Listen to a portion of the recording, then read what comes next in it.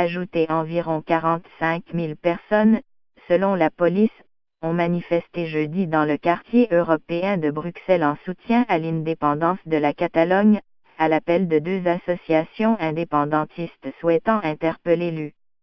Agrandir Carles Puigdemont, le président destitué de la Catalogne, exilé en Belgique. AFP. Les organisateurs avaient annoncé à la veille de la manifestation tabler sur 20 000 participants. Le comptage officiel de la police de Bruxelles a été communiqué environ une heure après le départ du cortège d'un parc tout proche des institutions européennes. Le cortège, qui devait parcourir pendant plusieurs heures le quartier des institutions européennes, était noyé sous une marée de drapeaux rayés rouges et jaunes, aux couleurs de la Catalogne.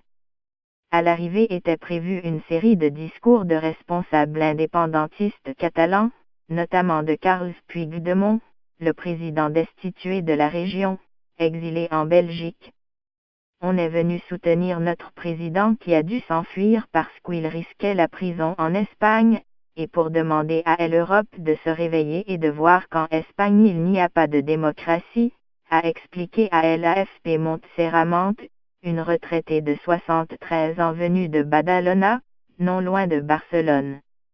Beaucoup de manifestants brandissaient des pancartes Wake up Europe. Europe réveille-toi, le mot d'ordre du rassemblement, certains reprenant en chœur le cri Independencia.